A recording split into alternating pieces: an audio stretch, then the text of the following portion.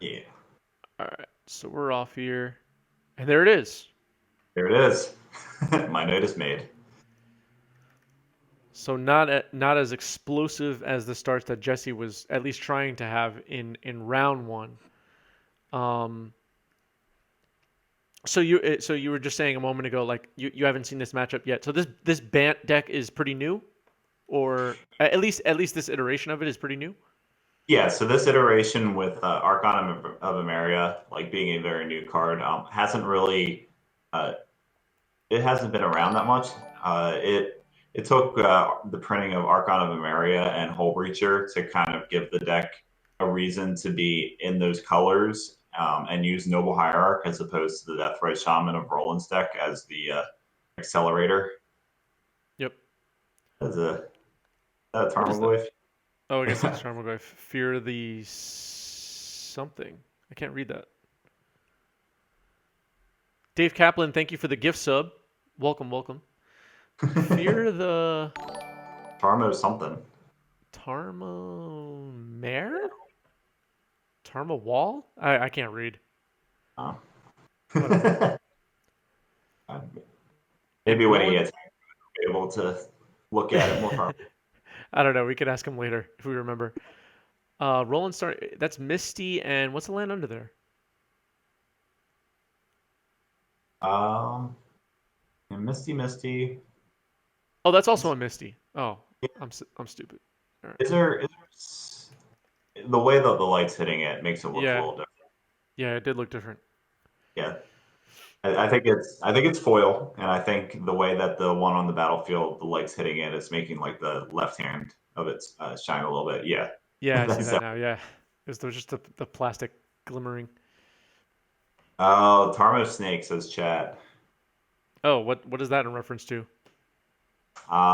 Maybe the art that Gordon drew on there is more snake-like than Tarmogoyf-like. Oh, I see. That's my guess. Yeah, I don't know. All right, here's Archon.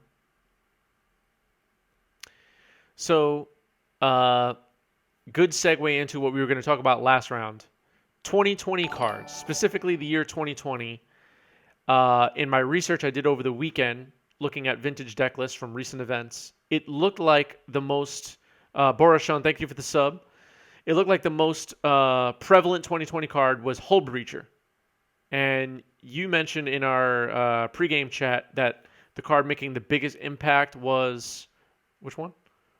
Thassa's Oracle. Thassa's Oracle. Yeah, Um,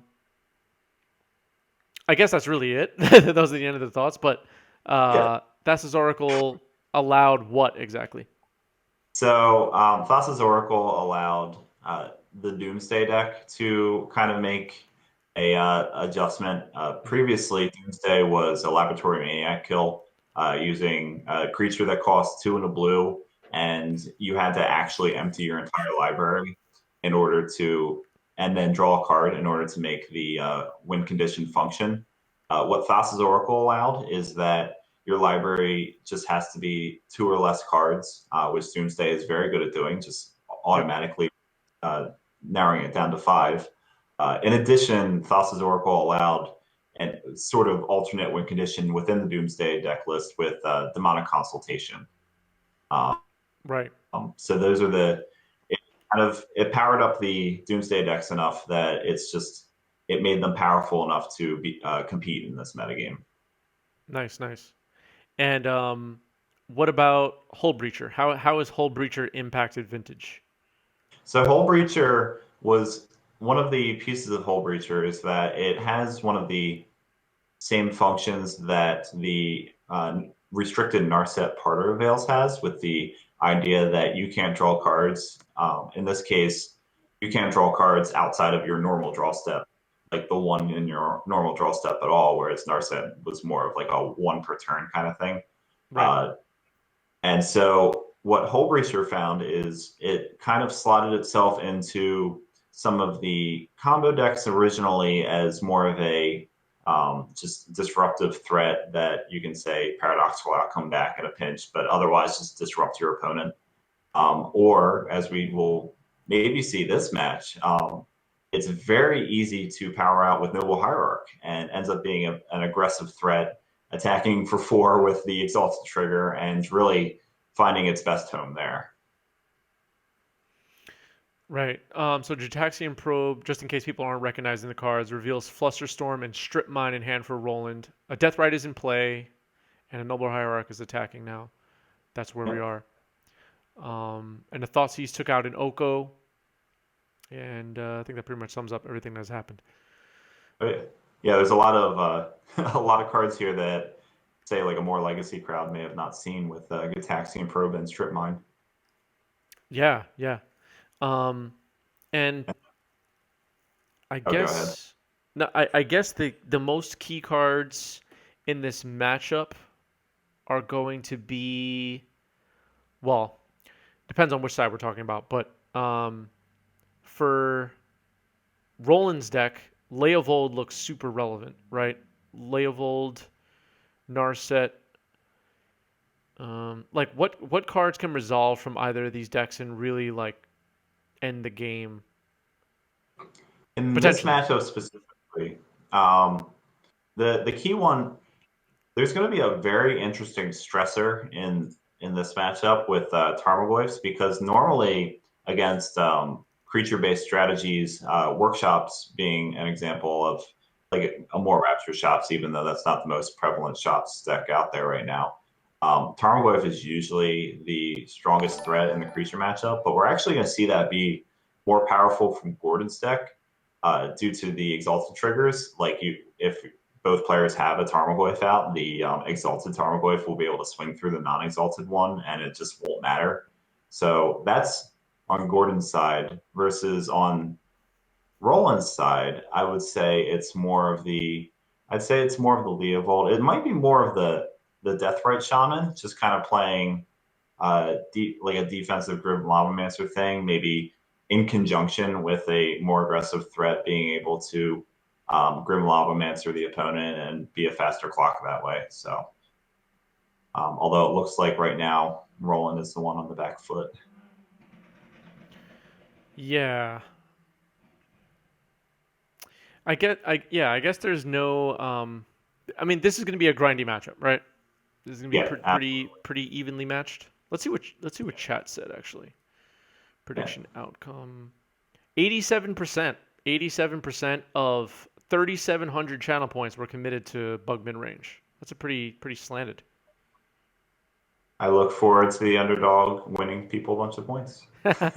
Yeah, and the other people losing a lot of points, I guess.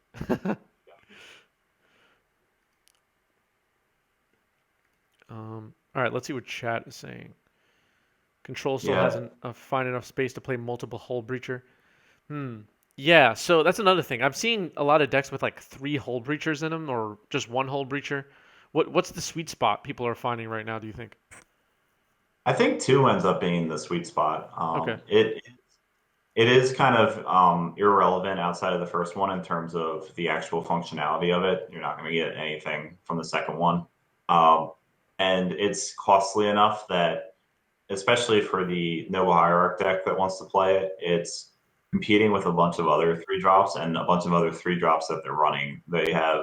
We've seen the Archon of Emeria, which unfortunately hit the bin and then got exiled. Gordon's list also has Spell Queller, which is a fun interaction with Archon of Emeria, but again, competing Yep. for that slot. So it really is only limited by the fact that it's just not strictly more powerful than other 3 drop aggressive creatures. Yep. All right, Deathrite dealing some damage. Let's see. Oh, no follow-up play. Okay. I mean, the Yeah, it Noble looks. Hierarchs are doing a lot of damage. Sorry, go ahead. Yeah, no, you're. I was going to say exactly the same thing. Yeah. Really just through with a 3/4 Noble Hierarch, just throwing Collect Roofs in the way, using Deathrite Shamans to recoup some of the damage. Like it's really just a. Ooh, okay, so that's some action. Try to deal with the Assassin's attacker. Trophy. Yeah, so this is just kind of like a stopgap for one turn because the remaining Noble Hierarchs can still attack through the Death Rites, so it's not the be all end all, but it is a good way of just kind of trying to play a little catch up. Yeah. And well, Oko is still a big part of Vintage. Um, is Oko too good in Vintage, or is Oko fitting into Vintage perfect at this point? Yeah, I'd say Oko is much more fair in Vintage than in any other of the 4 formats that it's been legal in. It is again one of those competing for the 3-drop type decks or type cards rather. We see it in the bug deck. We see it in the Noble Hierarch deck. It also sees play in Oath as a way of giving your opponent creatures so that your Oath of Druids triggers and you're Yep. able to find an even bigger creature. Yep. So it does have its utility, but it's not the be all end all that it ended up being practically everywhere else. Yeah. Yeah. Oko, I guess, is just another Vintage staple, but not really doesn't really stand out as much. Exactly. Like there have been planeswalkers that have stood out that are just fine basically everywhere else. Narset probably being the biggest culprit there because it saw play. It's seen play in basically everything. Like it sees play in even Pioneer, which is like the Yep. smallest form that it's legal in. But it's never really as oppressive as it is in Vintage, where it's restricted. Right. Right. Dave Kaplan, thank you for the gift sub, by the way. I see people Yep. in chat saying, I see Wumba saying this is Zoomer vintage now, in reference to Bant Midrange. Um, a lot of people, at least watching this channel, don't play vintage, and we're trying to tell a story here that everybody can understand. That's basically the reason. Yeah, I think if I, sorry, go ahead. I was gonna say there's actually on the there's a bunch of vintage teams. Like with any format, you'll have a bunch of teams that kind of work together to figure stuff out. And there's Yep. actually a very prominent younger kids group that ranges from anywhere from like 15 to 19. There's actually not to be confused with the person saying Zoomer in chat, Wamba, but there's a gentleman by the name of Wambo Combo that is Okay. a mainstay on Magic the Gathering online, very powerful legacy and vintage player that has top aided multiple showcases, and it's just like the one of the strongest players on Magic Online, and is also 15 years old. Nice. Well, I'm all for it. Yeah, Um, look them while they're young. I was just gonna joke that if I put noble fish in the title, I think a lot of people would tune in and be like, "What is this? What's a noble fish?" and leave. But Bant Midrange, they're like, "Oh, okay, I like Bant, so I'll stick around." At least that's what I Noble think. play the at this point decade old way of naming the deck. As Yeah, we've drifted away from pet names for decks, Bant Midrange will definitely be something that more people understand. yeah, for sure. I mean, a higher percentage of Magic players will know what we're talking about for sure. Exactly. Um, Leovold coming in here, so Leovold has kind of, I don't know, fallen out of favor in Legacy, but in Vintage still super relevant. People still throwing Leovolds around all the time. Usually just in roll and style deck. It Okay. really does. It is still like very color intensive. You have like 3 different colors in its casting cost, and that's it. Like so, it needs to be low to the ground. It needs to be bug specifically. You will see 4 color decks supported by Deathrite from time to time that will run it, but that's more of the exception than the rule. So it's very much we're seeing the Leovold deck in Vintage right now.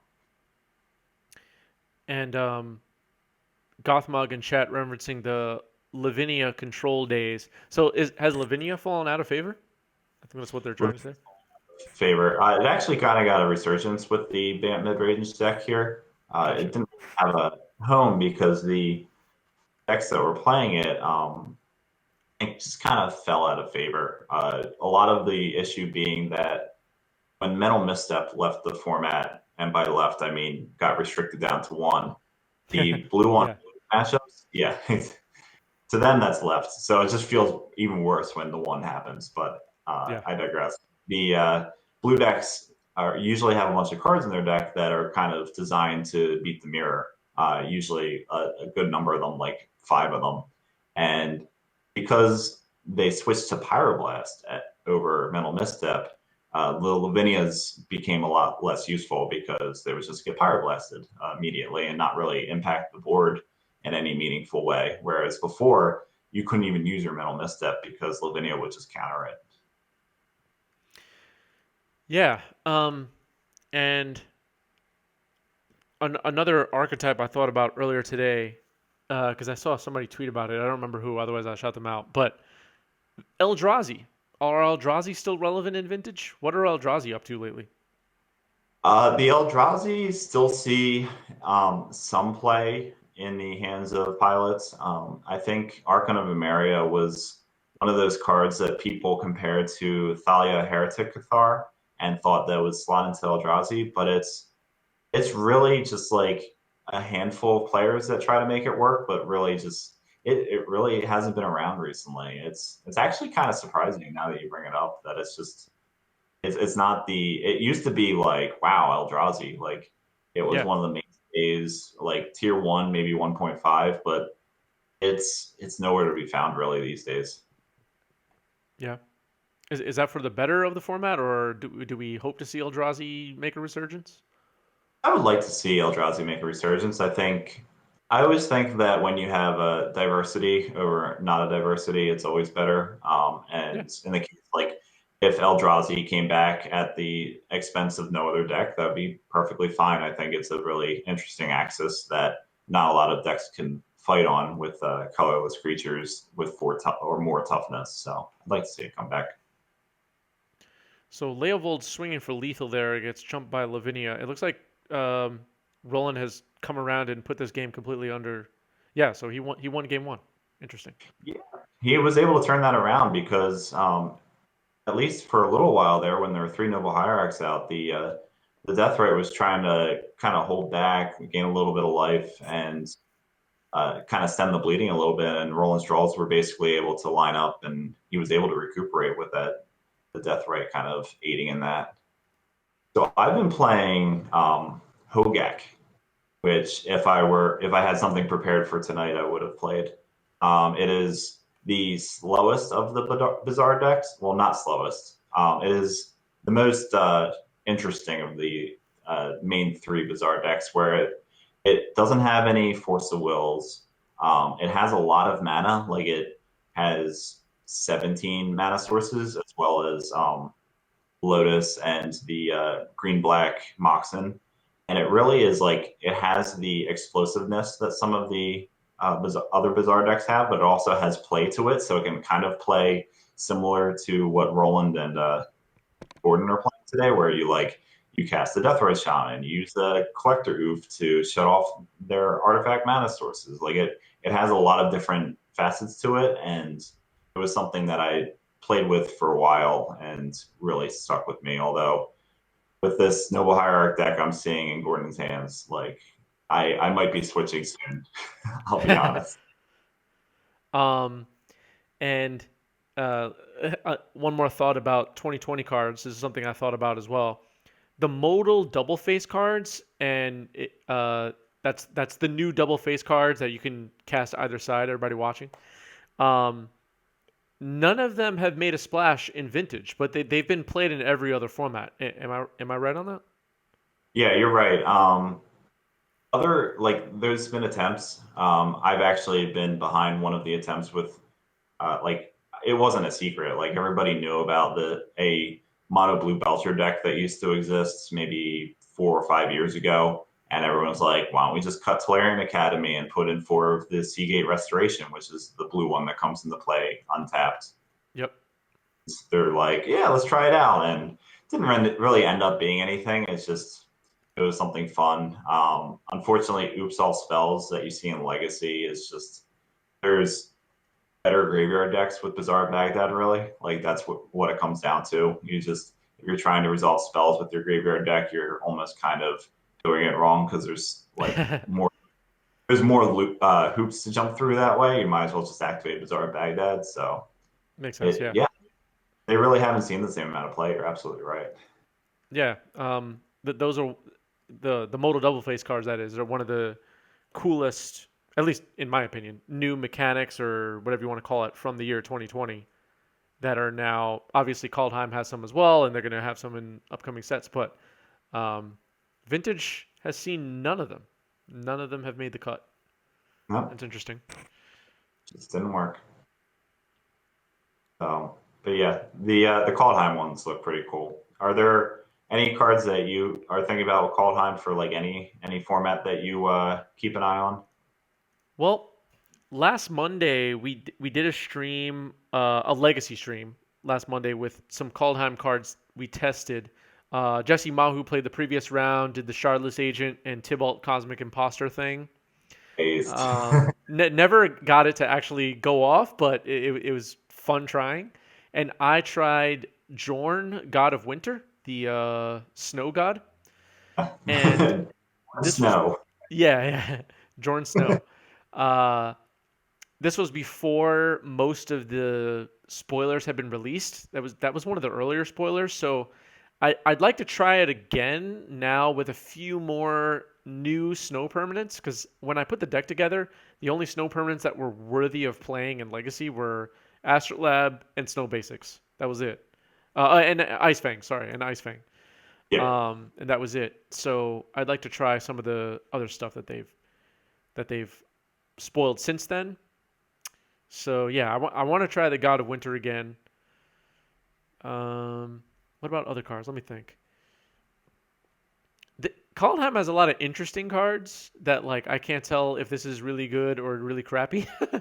Like a lot of really unique mechanics. Like they previewed. I don't know if you saw it. And forgive me, I don't know the name of the card, but a red god today that looks like it might be cool in Storm.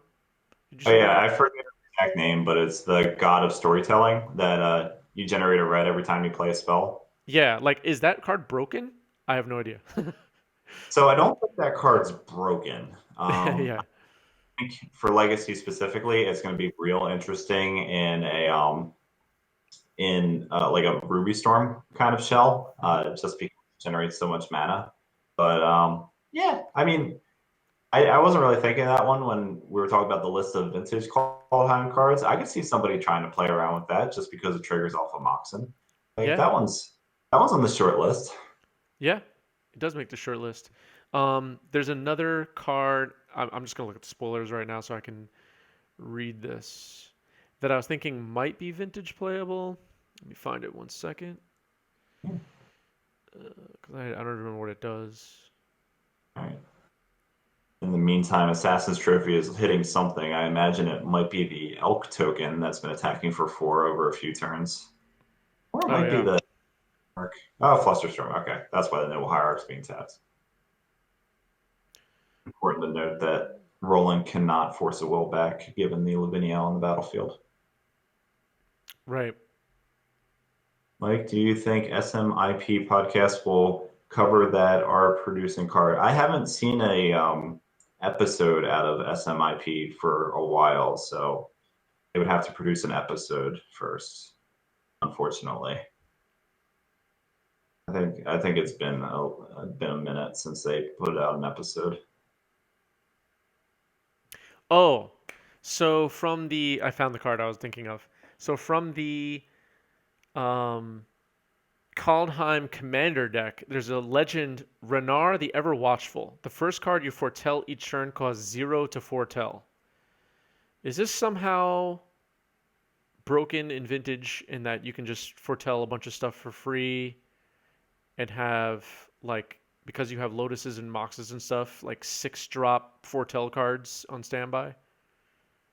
Well, the first card you foretell and everything, all the foretell stuff that I saw was pretty benign. Like I don't think there's any because it has Maybe? to be a card you foretell and it has to have like the foretell mechanic from what I understand. So it's Right. like so instead of paying 2, you're paying 0 for a card that will then have a cost next turn of some sort. And I don't think I don't think any of the foretell cards I saw were particularly strong in that regard. There's no good card draw ones, which would be important.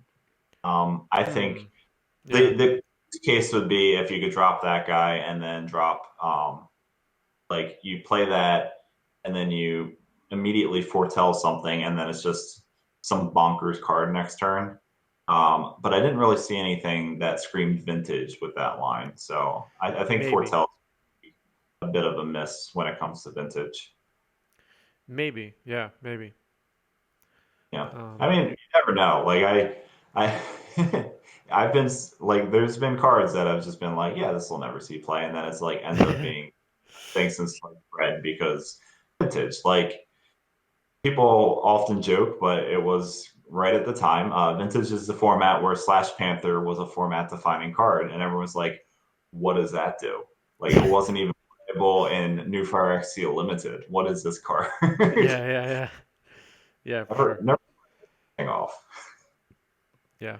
Anyway, I was just thinking like if you get that foretell legend out turn one, maybe you can do something interesting. But I don't know. You could. I just can't think. I can't think of what it is right now. Like the Yeah. Me neither. whatever it is has to see the. I think this is the second Assassin's Trophy of the game being spell quellered, Yep. which will probably end the game because Roland is at one and doesn't have any flyers to block with. It looks like it. Yeah. Well, he's gonna gain some life here at least. Oh no, he's not gonna gain life. I guess there are no creatures in the yard. Oh, something was being killed. The Deathray Shaman is being killed in combat. Lavinia was attacking for the lethal stroke, was blocked by Deathray. Mid combat, Assassin's Trophy, but Spell Queller got it, and then the Deathray died. Gotcha. So unless Roland has something here, then it might be the end of the game. That'd be pretty good because there are a lot of creatures out to attack. Yeah. Mana symbol saying, what about when the last card they show is the foretell Underworld Breach? Is there a card that lets you foretell anything? If there is, I'm not aware of it. I think there is, but it's pretty pricey Oh, okay. from what Well, Vintage I'd will have find to. a way. Yeah, if there is, Vintage will Yeah. find it. Isn't there a good elf with morph? I mean, there is a good elf with morph, but unless you're Ryan Fisher, elves doesn't particularly see much play. So the good elf with morph is not as relevant. True. So I mean, there's a lot going on in Birdsword Rangers is the one. Staple in Legacy, unfortunately, just doesn't have a place in Vintage unless Ryan, like I said, Ryan Fisher is in the picture. Um, Ryan Fisher's around somewhere. I'm sure you better be here, Ryan Fisher. Taking attendance now. Mischievous Quainar. Yeah. I think that's more of a commander card. Yeah, that's a big one. But yeah, I'm like Vintage has certainly changed a lot since not a lot, but like it's a little bit different than the last time I was here. Um, I Yeah. think I think the last time I was like one of the pieces back when Luris was really doing its thing during the Bonanza was that it was kind of keeping the workshop decks and Bizarre Baghdad decks at bay because they just couldn't use Luris of the Dream Den to quite the level that all the blue decks could, so you didn't see them as often.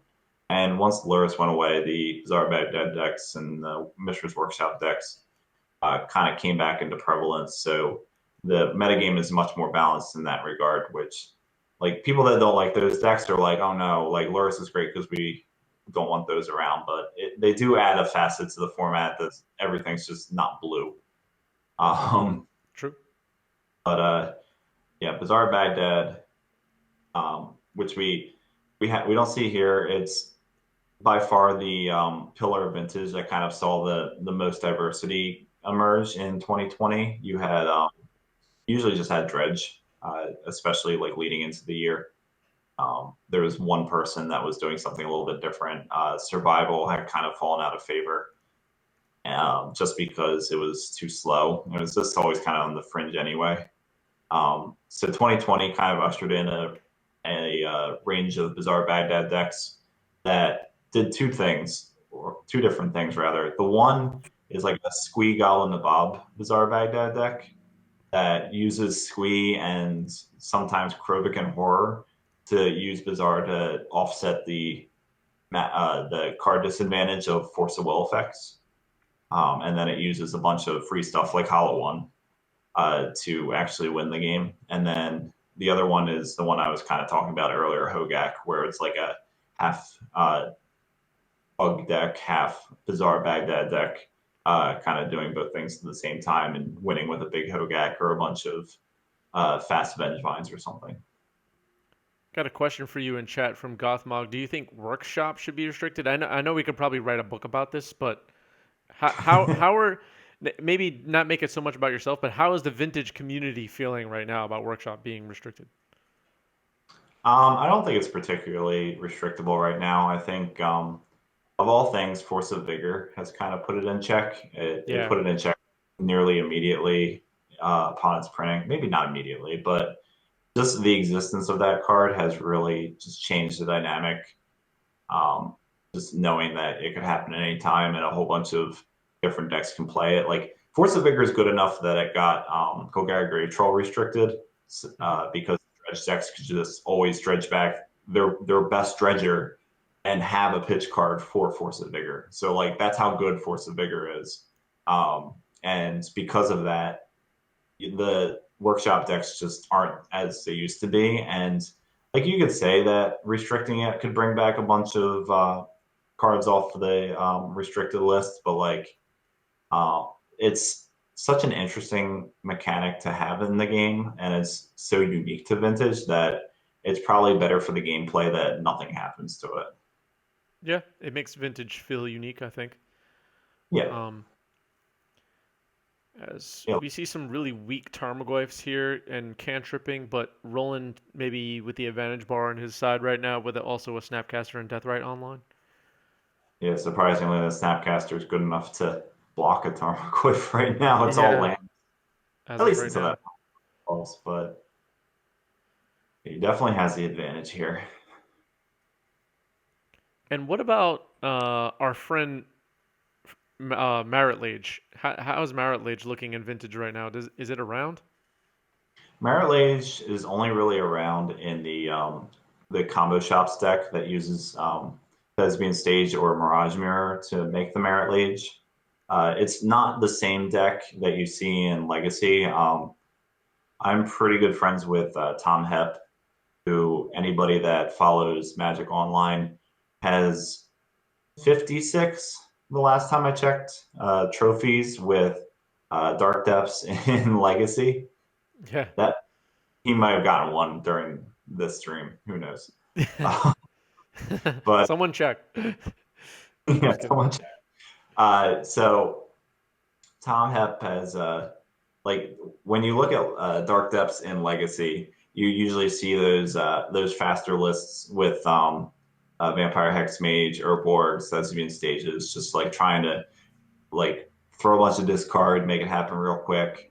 And then unfortunately, like the more lands focused ones, like using exploration and stuff, have kind of fallen off in Legacy. You don't really see that dynamic in Vintage too much.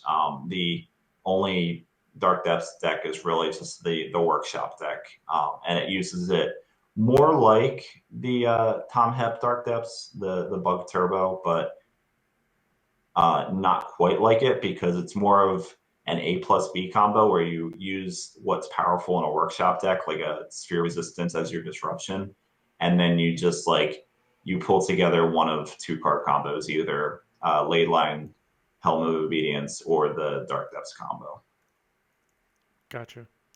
All right, we're Yeah. we're we're deep into a battle here. Assassin's Trophy and getting forced with ancestral recall and response. Jebediah, who's playing right now, added a minute to the clock using channel points, and you can too, watching at home, use your channel points to add time to the clock if you're enjoying the match. Just a tip on that. It's a very interactive show, Mike. Yeah, I'm really enjoying that. I like what you, as it were. Yeah. Um, Yeah, if anybody has any specific questions about Vintage, absolutely fire them. Like I've been knee deep. Uh, where Tom Hep has 57 trophies as of the time of this message. All right, so one more. I don't know. I may have miscounted. I may have just not seen that one. Um, it may have also happened during the stream. I can't tell you. yeah. Well, Uh, in 10 minutes we'll have somebody check again. So yeah, exactly. 'cause those games go pretty fast, folks. Rainbow Depths. Yeah, Yeah, he's played on our stream a bunch, and I think the Depths deck. Obviously, we're talking about Legacy now, but the Depths deck is tier one in Legacy. But Marit Lage just is not really, to wrap up that whole conversation. Marit Lage is not really a big part of Vintage. correct. Yeah, it's just doesn't do the same thing. And we see here that the aggression from Roland's side, unfortunately, too much for how Gordon's hand lined up. We're gonna see some of the choices that Gordon made. I love seeing Trigon Predator. Like that Me is too. one of that is near and dear to my heart of playing Vintage for more than a decade. Is that was like peak 2011 Noble Fish. I'm proud of it. Now, Like Ogre, is that Spice or is everybody running that? that's Spice. Okay. Yeah, Trigon Predator is not something that I see much these days. Like when you look at Trigon Predator and when you look at Oko Thief of Crowns, um, at the same mana cost, it's one is significantly better than the other. We'll just say Right, that. right.